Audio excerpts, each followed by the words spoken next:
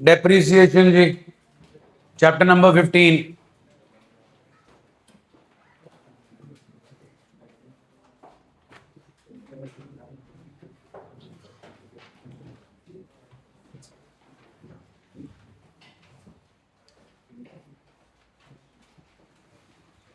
Depreciation is the decrease in the value of an asset due to wear and tear, efflux of time, obsolescence, or accident.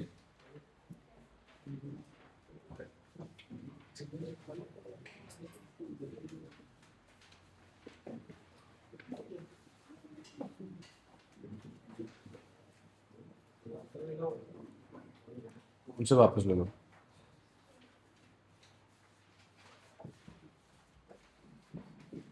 Depreciation जो है जी, वो आपके asset की value को decrease करेगा usage की वजह से, एफ्लक्स ऑफ टाइम की वजह से, ऑब्सोलेसेंस की वजह से या एक्सीडेंट की वजह से।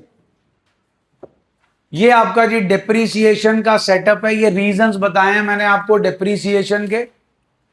डेप्रीसिएशन की जर्नल एंट्री आपको आती है जी? बोलो जी। डेप्रिसिएशन अकाउंट डेबिट टू, बिल्कुल ठीक है जी। डेप्रीसिएशन को जब हमने, हमारे पास दो सेटअप्स हैं। पहला सेटअप है मेथड ऑफ रिकॉर्डिंग डेप्रीसिएशन। अभी अभी आपने एंट्री बोली, दोबारा से बोले। इस मेथड को बोलते हैं when depreciation is charged to asset account. एक और मेथड है डेप्रीसिएशन को रिकॉर्ड करने का, जिसकी एंट्री है depreciation account debit to provision for depreciation account. पहले हमारा फोकस रहेगा जी इस पे। Once we are done with this topic, उसके बाद हम इस सेटअप के ऊपर जाएंगे। ये पहला पॉइंट जो लिखा है, एक बार पढ़ के सुनाओ। दूसरे में क्या लिखा जी? रिकॉर्डिंग डेप्रीसिएशन का मतलब है जर्नल एंट्री से। कैलकुलेटिंग डेप्रीसिएशन का मतलब है ये जर्नल एंट्री किस अमाउंट से की जाएगी। उसके लिए आते हैं मेथड्स ऑफ कैलकुलेटिंग डेप्रीसिएशन। बहुत होते हैं जी, आपके सिलेबस का पार्ट है दो। पहले का नाम है SLM. SLM stands for straight line method. WDV stands for written down value method. SLM का ही सिनोनिम है ओरिजिनल कॉस्ट मेथड या फिक्स्ड इंस्टॉलमेंट मेथड या fixed percentage on original cost. WDV के सिनोनिम्स हैं diminishing balance method, reducing instalment method, fixed percentage on reducing balance method या written down value method. हमने पहला स्ट्रेट लाइन करना होता है जी, फिर इस वाले पे आते हैं। अब उसके बाद आपने मेरे को एंट्री दी depreciation account debit to asset. Provide depreciation on machinery of ₹1 lakh at the rate of 10% per annum. Provide depreciation on machinery of ₹1 lakh at the rate of 10% per annum. Amount 1 lakh का 10% gives us 10,000. What is 10,000? Depreciation. ये आपने कैसे calculate की? By applying what? Percentage. And percentage is given to you. अब अगर आपको depreciation calculate करने को बोल दें और वो आपको रेट ऑफ डेप्रीसिएशन प्रोवाइड ना करें, फिर हम डेप्रीसिएशन कैसे कैलकुलेट करेंगे? फिर डेप्रीसिएशन कैलकुलेट करने के लिए हमारे पास हैं basis of providing depreciation. 3 main factors हैं। OC stands for original cost, EUL stands for estimated useful life, SV stands for scrap value. कौन सी वैल्यू? Scrap value. 5 लाख की है जी आपकी मशीन, 10 साल है उसकी एस्टिमेटेड यूजफुल लाइफ। 10 साल के बाद आपकी जो मशीन है वो कबाड़िया जो है, कबाड़ वाला, स्क्रैप वाला खरीद लेगा 50,000 रुपए। तो बेसिकली आपको मशीन कितने की पड़ी? 4.5 लाख। अब आपने कैलकुलेट करनी है डेप्रीसिएशन। डेप्रीसिएशन कैलकुलेट करने का मेथड है original cost minus scrap value upon estimated useful life. The cost of the machine was 5 lakh. Scrap value is 50,000 divided by estimated useful life. 5 lakh minus 50 gives me 4 lakh 50,000 divided by 10, 45,000. What is 45,000? Depreciation. ये तो हमने calculate की depreciation की amount. अब अगर हमें calculate करना है डेप्रीसिएशन का रेट, उसका भी फॉर्मूला है depreciation upon original cost into 100। We have calculated the depreciation, it is how much? 45,000. What's the cost upon 5 lakh into 100 gives me 9%. So this is the way to calculate amount of depreciation and rate of depreciation by applying the formula which is being made from the basis of providing depreciation. हाँ जी, depreciation क्यों provide की जाती है जी? कोई बता सकता है? Why do we provide depreciation? There are many reasons for it. Journal entry दीजिए डेप्रीसिएशन की। What is the nature of depreciation?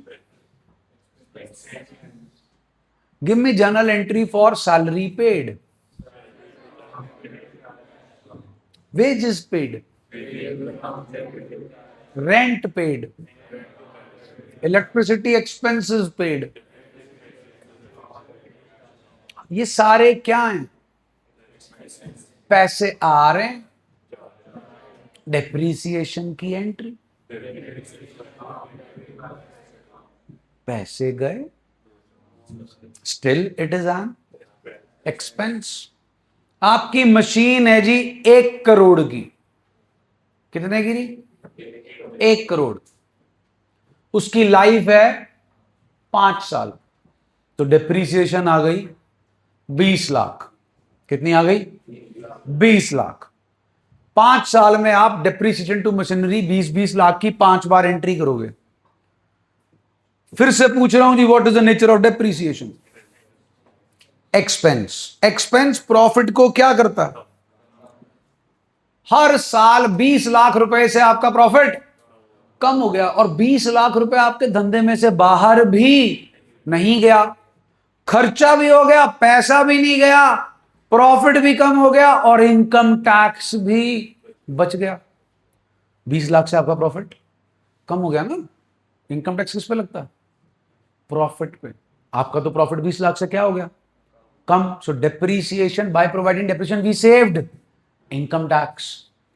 आपने 5 साल 20-20 लाख रुपए से अपने प्रॉफिट को कम कर लिया, लेकिन पैसे अभी भी आपके बिजनेस में ही हैं। हाँ कि ना? 5 साल बाद तो मशीन खराब हो जाएगी ना। नहीं खरीदोगे कि चोरी कर लोगे? खरीदेंगे। जो आज मशीन 1 करोड़ की थी, 5 साल बाद 1 करोड़ की नहीं मिलेगी बिकॉज ऑफ इन्फ्लेशन। लेकिन जितने की भी मिलेगी 1 करोड़ रुपया तो आपके पास होगा। Depreciation provides you funds for the replacement of asset. It helps us in the saving of tax. फिर जनाब कानून, लॉ ऑफ लैंड कहता है you have to provide depreciation. कितना रेट देना है डेप्रीसिएशन पे वो भी प्रोवाइड करते हैं। कौन सा मेथड लगाना है वो भी प्रोवाइड करते हैं। कौन प्रोवाइड करता है? Income tax act and companies act 2000 13। ये बताते हैं आपको कौन सा मेथड फॉलो करना है, कितना रेट ऑफ डेप्रीसिएशन आपने चार्ज करना है। ये सब तो जो है आपके डेप्रीसिएशन प्रोवाइड करने के कारण है कि हमें क्यों डेप्रीसिएशन प्रोवाइड करनी चाहिए। लेकिन जो सबसे इंपॉर्टेंट रीजन है वो ध्यान से सुनिए। आपकी बुक का नाम फाइनेंशियल हौजरी का एग्जाम्पल लेते हैं जी। स्वेटर बनाते हो जी, क्या क्या चाहिए स्वेटर बनाने के लिए? सुन रहा हूं मैं। Machinery done, labour okay, land and building बिल्कुल ठीक, हाँ जी, raw material yes, electricity yes. आपके पास लैंड एंड बिल्डिंग अपनी नहीं है जी, फिर रेंट पे ले ली। लेबर को क्या देंगे? रॉ मटेरियल खरीदेंगे, इलेक्ट्रिसिटी का बिल देंगे, माल बन गया जी, पैकेजिंग करेंगे, ट्रांसपोर्टेशन होगी जी, वेयर हाउसिंग होगी जी, बैंकिंग होगी जी, ऑक्सिलरीज टू ट्रेड, फिर बेचोगे जी, मार्केटिंग का डिपार्टमेंट रखना पड़ेगा जी, ह्यूमन रिसोर्स का डिपार्टमेंट रखना पड़ेगा, अकाउंटिंग का डिपार्टमेंट रखना पड़ेगा। ये सारे क्या करने पड़ेंगे जी? खर्चे। क्या करने पड़ेंगे? एक बहुत ही इंपॉर्टेंट खर्चा है जनाब, अगर वो करोगे ही नहीं तो इन सब खर्चों का कोई फायदा नहीं। स्वेटर मम्मी और दादी मां जाके बुन रही हैं फैक्ट्री में, किससे बन रहा? ओ, वो तो कंसिडर ही नहीं किया आपने। मशीनरी कहां कंसिडर की? What is machinery nature? Oh, asset. Profit कैसा निकलता? रेवेन्यू माइनस एसेट कि revenue minus? Machinery is not an, it is an expense, capital expenditure. Capital expenditure में दूसरा वर्ड क्या है? एक्सपेंडिचर। क्या है?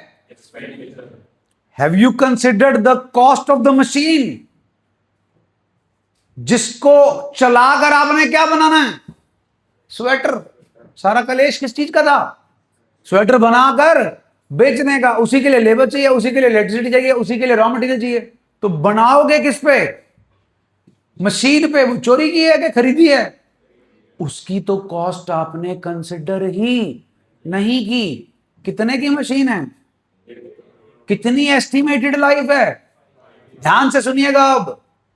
Depreciation is the allocation of cost of the machine hour it's useful life in a systematic manner.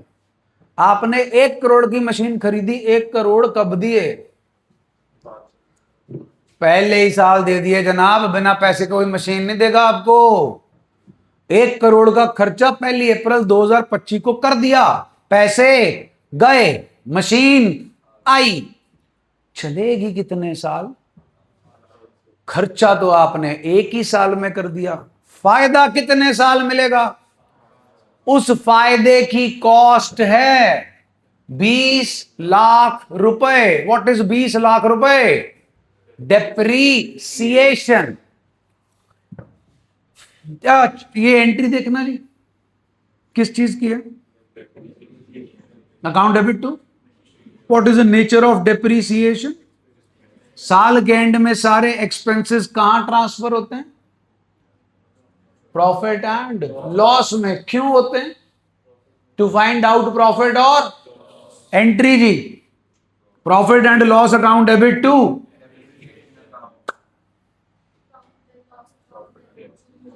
Profit and loss account debit to. आ गई machinery आपका खर्चा, हाँ के ना? कहां पहुंचा? पी एंड एल में। सीधा नहीं पहुंचा, वाया पहुंचा। वाया का नाम डेप्रीसिएशन। अब जब आप बाकी सारे खर्चे कर रहे हो तो आप मशीनरी की कॉस्ट जो आपने 1 साल में यूज कर ली उसे भी क्या मानोगे? एक्सपेंस। हां जी। अब मुद्दा यह उठता है कि अगर ये 2 लाख रुपए को आप खर्चा नहीं मानोगे, किताब का नाम डबल एंट्री फाइनेंशियल के 2 ही पर्पस हैं, to find out correct and to present a true and fair view of the financial position. If you will not consider this 20 lakh as an expense, the profit will not be correct. आपने machine कितने की खरीदी थी इस दिन? 1 crore. Depreciation कितनी लगी? साल के एंड में मशीन अब 1 करोड़ की रहेगी कि 80 लाख की? वो 80 लाख की तभी रहेगी जब आपकी एंट्री होगी डेप्रिसिएशन टू मशीनरी. अगर आपने ये एंट्री पास नहीं की तो ना करेक्ट प्रॉफिट लॉस निकल पाएगा और ना ही करेक्ट फाइनेंशियल पोजीशन आ पाएगी. That is the reason we provide depreciation. पहला प्रैक्टिकल चैप्टर केड़ा किया था आपने 11th स्टैंडर्ड में? जर्नल में क्या पास की थी? फिर लेजर में क्या बनाया था? अकाउंट. फिर कैश बुक. कैश बुक में भी बेसिकली क्या बनाया था? कैश एंड बैंक का अकाउंट. हर चैप्टर में एक सर्टन चीज करनी होती है. BRS plus and minus, accounting equation, asset is equal to liability plus capital. इस चैप्टर में चलिए मशीनरी खरीदने की एंट्री दीजिए, डेप्रीसिएशन की एंट्री. साल के एंड में डेप्रीसिएशन कहां भेजेंगे? एंट्री चाहिए. प्लीज चेक कीजिए. 1 2 3 डन है जी. मशीन खरीदने की एंट्री दोबारा दीजिए. बेच दो. मशीनरी बेचने की एंट्री डन है जी. मशीन कोई भी चीज बेचोगे 3 चीजें हो सकती हैं. या तो प्रॉफिट पे बेचोगे, या लॉस पे बेचोगे, या no profit no loss. No profit no loss means no entry. Loss पे बेचोगे, किस पे? लॉस की नेचर. लॉस की nature loss on sale of machinery account debit. क्या बेच रहे हो लॉस पे? मशीनरी. लॉस का पुट्ठा गेन. गेन की नेचर रेवेन्यू. गेन की nature to gain on sale of machine. किसे डेबिट कर दिया जी? मशीन. 1 2 3 4 5 6 चैप्टर खत्म. In these 6 entries only your chapter will be revolved. Entry से क्या बनता है? अकाउंट. एक ही बनाना है प्रभु. नाम मशीनरी अकाउंट. मशीन खरीद ली, डेप्रीसिएशन लगा दी, मशीन बेच दी, कमा लिया या गवा लिया, कहानी खत्म. You have to only make what? Machinery account, furniture account, truck account, building account. Means you only have to make an asset account. केड़ा अकाउंट? Fixed tangible asset. पता है? Few examples please.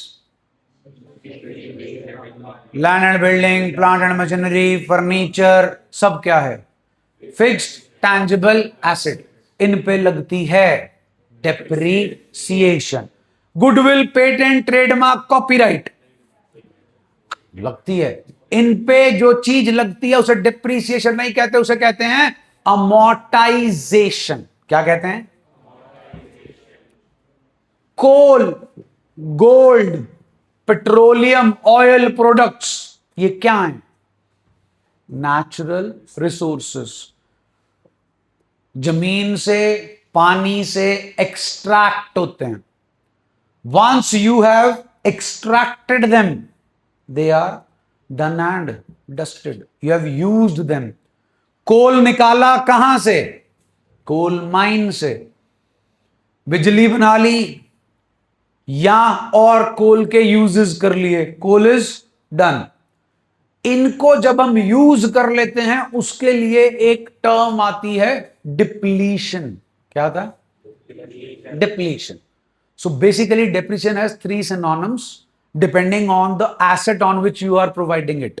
Fixed tangible asset, depreciation, intangible asset, wasting assets, depletion. Is that okay? अब depreciation होती क्यों है? Wear and tear, usage.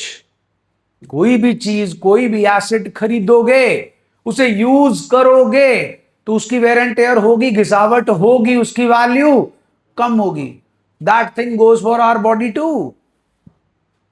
जितना use करेंगे उम्र बीतती जाएगी, बर्थडे मनाते जाएंगे और फिर जाते जाएंगे। यस और no? Similar is the case with machine usages. आपने गाड़ी खरीदी, कल क्या है? हाँ जी, दीदी को गाड़ी गिफ्ट दे दी। दीदी को गाड़ी चलानी आती नहीं, आप लेकर आए, रख दी, दीदी खुश हो गई, इंस्टाग्राम पे स्टोरी डाल दी। चलानी तो आती नहीं और सीखी भी नहीं जाती। ठीक, फिर उस गाड़ी को चलाए कौन? भैया के पास अपनी, पापा के पास अपनी, मम्मी के पास अपनी। वो गाड़ी पे कभी कभार चले जाते हैं आउटिंग करने। यस और नो? तो गाड़ी खरीदी 28 अगस्त और गाड़ी चली 31 मार्च तक 100 किलोमीटर। गाड़ी खरीदी 25 लाख की, 31 मार्च 2027 आ गया, अगला साल चालू हो गया। बेच सकते हो जनाब गाड़ी 25 लाख की 1 अप्रैल को। क्यों? चली नहीं, 100 किलोमीटर क्या होता? 100 किलोमीटर तो ढारी चले जाओ, 50 किलोमीटर तो वैसी होगी। वहां से लेकर आए एमजी एक्टर, एक बार सर्विस के लिए भेज दी, 50-100 किलोमीटर पूरा हो गया। क्यों? चली तो है नहीं, यूजेज हो ही नहीं। एफ्लक्स ऑफ टाइम, मॉडल पुराना हो गया जनाब, गाड़ी फर्स्ट हैंड से सेकेंड हैंड हो गई, 25 लाख में ना बिकेगी, इसमें भी 4-5 लाख टूट जाएंगे। एफ्लक्स ऑफ टाइम, ऑब्सोलेसेंस, ये क्या है? स्मार्ट टीवी बोर्ड, क्या हो रहा है इसमें? टीचिंग। हाँ के ना? ये हट जाए, अगर व्हाइट बोर्ड लगा हो उस पर ना होगी। हाँ जी, ब्लैक बोर्ड पे ना होगी, ग्रीन बोर्ड पे ना होगी, होगी। फिर साला 1.5 लाख क्यों खर्च किया? 1500 में काम हो जाता। चला ही रहे थे इतने साल से 1500 में, वो ऑब्सोलीट हो गए। क्या हो गए? रेंडर्ड यूजलेस ना हो, शोषा चाहिए, है ना? ये क्या है? ये क्या है? Screen, useless. यहीं चला देंगे ना लेक्चर। गाड़ी में बैठते हो जी, गाना चलाते हो जी, सीडी डालते हो, सीडी के साथ में ले जाते हो ये, हाँ जी, सीडी। तुम डालनी भी चाहो प्रभु, 2017 के बाद की गाड़ियों में सीडी प्लेयर ही नहीं है कि नहीं? नहीं है, नहीं है, नहीं आता भाई साहब। क्रेटा में नहीं आता था जी उसके बाद से। तो नई गाड़ियों में सीडी प्लेयर ही नहीं है। क्यों? सीडी में गाने चलने बंद हो गए, ऑब्सोलीट। जाके पहले पेन ड्राइव फंसाते हो? नहीं, चलते हैं पेन ड्राइव में भी गाने, लगाते नहीं। ऑक्स लगाते हो फिर फोन से लगाते हो? नहीं, और तो कमांड देते हैं, चल दीदी शुरू हो जा, प्ले माय प्लेलिस्ट, है ना, स्पॉटिफाई। तो काम तो आज भी आपको सीडी प्लेयर दे सकता है, but because of the invention of technology वो यूज में नहीं है। हाँ के ना? वीसीआर, कैसेट गई, सीडी प्लेयर आया गया, अब तो सीधा नेटफ्लिक्स टुन टुन टुन चला और सीरीज चालू, हार्डवेयर इज गॉन। हाँ के ना? हाँ जी। अब हार्ड ड्राइव में कुछ रखते हो? नहीं, बदल में क्लाउड ड्राइव। यस और नो? ऑब्सोलीट। सो ऑब्सोलेसेंस क्या है? आपकी नई टेक्नोलॉजी आई, आपके पास मशीन है, उसमें स्वेटर बन रहा है, फ्लैट की मशीन है, जो हौजरी वाले होंगे पता होगा उन्हें, फ्लैट की मशीन है, उस पर स्वेटर आज भी बनेगा, लेकिन उसकी क्वालिटी नहीं होगी। वो बनेगा लोअर क्लास के लिए, लेबर क्लास के लिए, उसके पहनने के लिए। अब आपकी मशीन आज भी स्वेटर बना के देगी, लेकिन आपने मंगा ली जर्मनी से, ऑटोमेटिक, एसी के बिना चलती नहीं, बटन दबाओ स्वेटर बाहर, पुराने वाली मशीन आज भी स्वेटर बना के दे रही है लेकिन उसका यूजेज नहीं है। टेक्नोलॉजी के एडवेंट से या तो आपका प्रोडक्ट की क्वालिटी जो है वो बेटर हो रही है इसलिए आप पुरानी मशीन नहीं यूज कर रहे, या पुरानी मशीन से कॉस्ट ऑफ प्रोडक्शन ज्यादा हो रही है इसलिए आप नई मशीन पे जा रहे हो। So that is obsolescence. ये हैं जी आपके कारण जिनकी वजह से दी जाती है डेप्रीसिएशन। पूरे चैप्टर का आपको ओवरव्यू दे दिया जी, थ्योरेटिकली एंड प्रैक्टिकली। अब इनकी अंग्रेजी पढ़ें। आइए chapter number 15। Fixed assets are purchased by an entity for long-term use. As a result of their use, it depreciates and their book value. Depreciable cost of the fixed assets is written off in a systematic manner during its. The amounts written off is termed as. In brief, depreciation is the decrease in the book value of fixed assets because of its usage, that is wear and tear, passage of time, or obsolescence. Depreciation is a systematic allocation of the depreciable amount of an asset over its useful life. Useful life is the period over which an asset is expected to be available for use by an, or the number of production or similar units expected to be obtained from the asset by an enterprise. Depreciation is an expense for an and is charged. Please पढ़ लीजिए, मैं बता चुका हूं। Done जी? हाँ जी, 15.2 page. It is important to note that depreciation is charged on except freehold land. It is not charged on because it has, while other fixed assets have. हाँ जी, freehold land means on the land on which you have a freehold. You can do whatever you want to. आपके पास 500 गज का plot है जी, वो आज भी 500 गज का ही रहना जी, 50 साल बाद भी 500 गज का ही रहना जी, 100 साल बाद भी 500 गज का ही रहना। आपका रहना कि नहीं ये नहीं पता, लेकिन वो लैंड 500 गज ही रहनी है। फिजिकल यूनिट, फिजिकल मेजरमेंट में उसकी वैल्यू कभी भी कम नहीं होगी। मॉनेटरी टर्म्स में भी आपके लैंड इकलौती ऐसी एसेट है जिसकी वैल्यू कभी भी कम नहीं होगी in the long run. Reason बहुत सिंपल है जी, demand is unlimited, supply is limited. Land limited ही है। लैंड एंड बिल्डिंग ये डेप्रीशिएट होगी, इसमें भी लैंड डेप्रीशिएट नहीं होगी। लैंड के ऊपर जो आपने कंस्ट्रक्शन की है वो डेप्रीशिएट होगी, because with the passage of time उसकी क्वालिटी कम हो जाएगी या उसका डिजाइन जो है वो पुराना हो जाएगा। आइए जी, कैरेक्टरिस्टिक्स ऑफ डेप्रीसिएशन पढ़ो जी। पहला, reduction in the of except, it reduces the book value of the, reduction in the book value of a fixed asset is gradual and, ऐसा नहीं होगा बेटा जी कि आप एक साल डेप्रिसिएशन लगाओगे और अगले साल नहीं लगाओगे। इट्स अ कॉन्टिन्यूअस प्रोसेस और आपका एसेट जो है वो धीरे धीरे डेप्रीशिएट होगा। Depreciation is a continuous process that is provided every year because the book value is reduced either due to use or with. It occurs gradually unless there is a quick physical deterioration, और धीरे धीरे आपका asset जो है वो डिप्रीशिएट होगा unless there is a quick physical deterioration। हाँ जी, आग लग गई, मशीनरी सड़ गई, quick physical deterioration। Next, it is a very important one जो आपको मेन बता के हटाऊं। It is a process of allocation of depreciable cost of the fixed assets in overheads. It is not a process of valuation of fixed asset. The term depreciation is used for which assets? Such as, the term used in case of intangible asset is, and in the case of wasting asset is depletion. Depreciation is there is no outflow of cash when depreciation is charged. Depreciation is which type of expense? Indirect. Therefore, it is transferred to debit of profit and it is a charge against and is charged whether the firm earns profits or suffers losses. अगली heading please. And depletion मैं करा चुका हूं जी, bottom of the page depletion पढ़ लो एक बार। Depletion is the value of wasting asset extracted from quarry, mine, etc.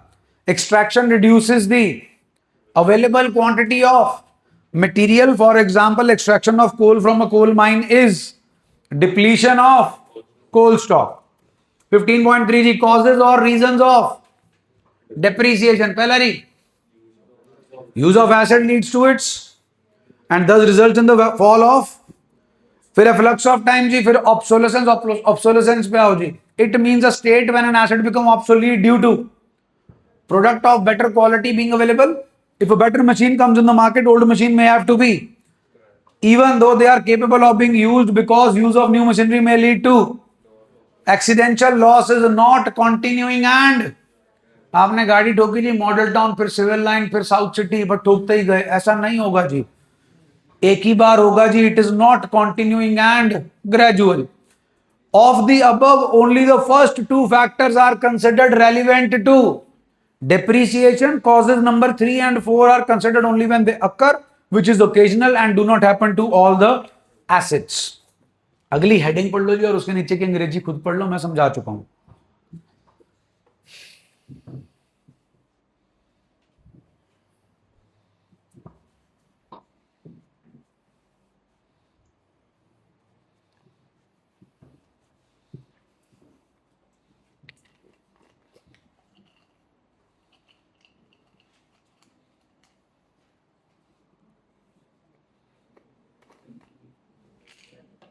हो गया जी.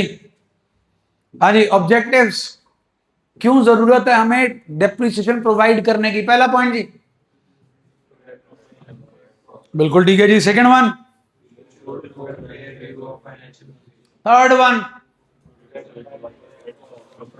Fourth, fifth. अगली हेडिंग जी, 3 तो मैं आपको बता चुका हूं. पहला पढ़ो ओरिजिनल कॉस्ट, दूसरा पढ़ो एस्टिमेटेड यूजफुल, तीसरा पढ़ो रेजिडुअल, और चौथा पढ़ो. आपने गाड़ी खरीदी 1 जुलाई या मशीन खरीदी 1 जुलाई 2025, ईयर एंडिंग है 31 मार्च. तो अब मशीन पर डेप्रिसिएशन पूरे साल की लगेगी कि 1 जुलाई से लेकर 31 मार्च की लगेगी? That accounts for 9 months. Next,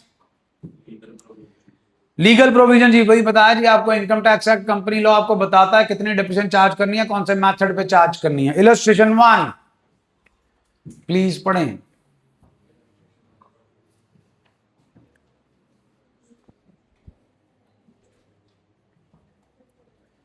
क्या खरीदा, किन से खरीदी, कब खरीदी, कितने की खरीदी, पैसे दे दिए, तो कौन सी परचेज हुई,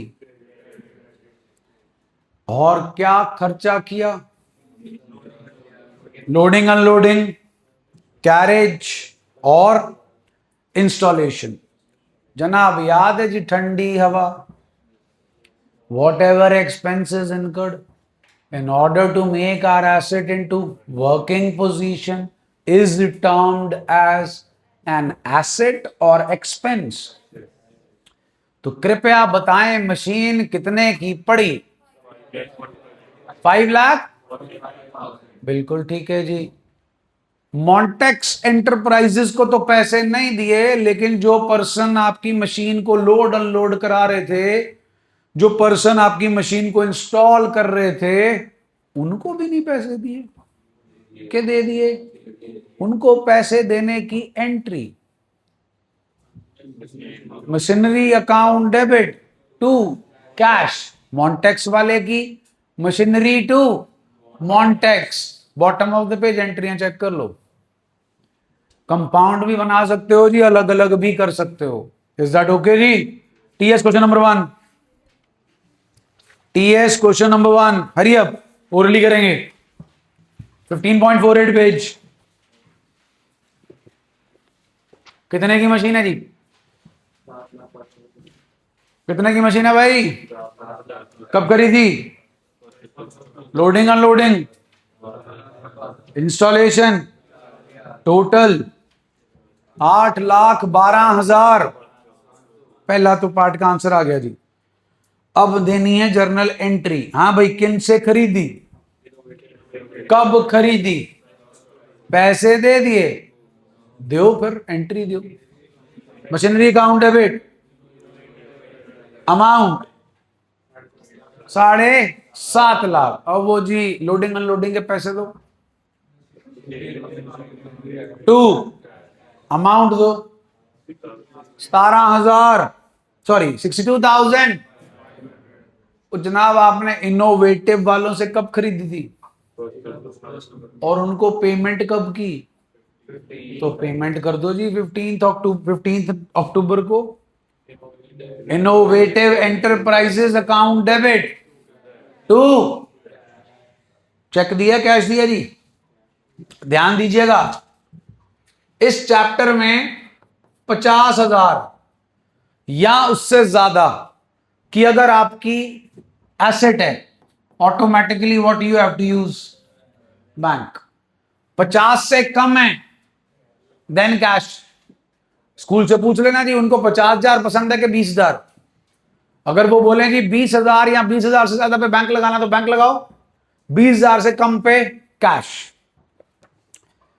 आप एंट्री चेक कर सकते हैं जी बॉटम ऑफ द इसी क्वेश्चन के एंड में। इनोवेटिव एंटरप्राइजेस अकाउंट डेबिट 2 क्या लिखा है, बैंक। कहीं चेक का वर्ड का जिक्र नहीं है जी आपके क्वेश्चन नंबर 1 में। आइए जी इलस्ट्रेशन 2,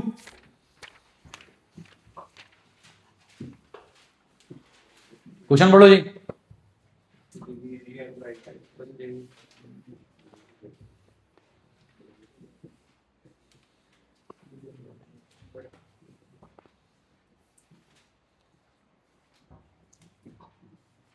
पढ़ लिया जी।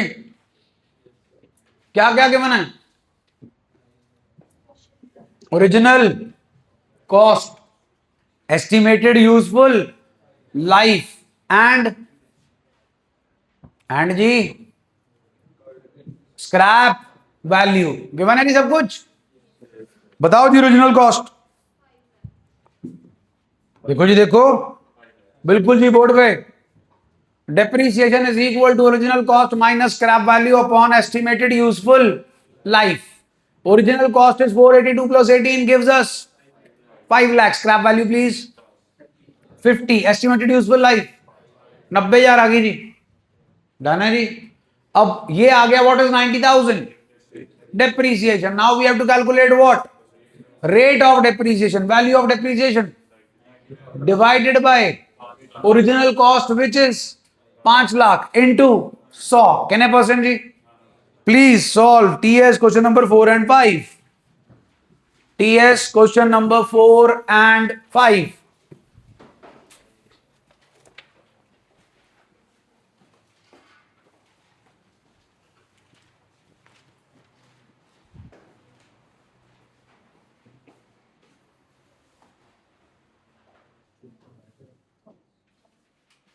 हाँ जी, what's the original cost 1,20,000। Scrap value 72। Yes, sir. 48,000 आ गया जी। Estimated useful life 4 years। 48,000 upon 4, 12,000 is what, depreciation, amount of depreciation। 12,000 को डिवाइड करो जी 1 lakh, 20,000 multiply by 100 gives us what is 10% rate of depreciation। So here amount of depreciation and rate of depreciation is calculated by us in question number 5। Rate of depreciation is given to you. Kindly tell me the cost of the machine. 6 lakh. Rate of depreciation. Kindly tell me the date of purchase of the machine. First, when is the year ending? So you have purchased machine on 1st of July. It will be used till 31st of March of the next year. How many months? Board पे जी 6 lakh into 10% into 9 by 12 gives us 45,000. What is 45,000? Depreciation. Assignment मिली है जी आपको। इसी जो illustration, पहले तो questions note करो। Question है जी आपके वासन क्वेश्चन नंबर 1 बताते हैं जी, बताते हैं, पहले आप नोट कर लो बस। Wasan question number 1 and PC question number 1 to 4, ये होमवर्क है जी। Wasan question number 1, PC question number 1 to 4। पहली असाइनमेंट डीके है जी, second one is PC, third one is SC, PC, third one is SC, and fourth one is Vasan. DK, PC, SC, Vasan. PC question number 1 to 4, Vasan question number 1। अब register खोलें, नया page, register पे नया page, heading दें checklist. Before solving every question of depreciation, please write this heading, checklist before solving every question of depreciation. first point जी, date of purchase of asset, date of purchase of asset। second, method of calculating depreciation, method of calculating depreciation। third, method of recording depreciation, method of recording depreciation। जहां पर आपने लिखा है method of calculating depreciation, 2 arrows डाल के ऐसे, SLM WDV, SLM straight line method, WDV written down value method, WDV. तीसरा था जी आपका मेथड ऑफ रिकॉर्डिंग डेप्रिसिएशन, 2 थे जी, depreciation to asset, depreciation to provision for depreciation, इसको छोड़ दो अभी आगे। फोर्थ पॉइंट जी, रेट ऑफ डेप्रिसिएशन।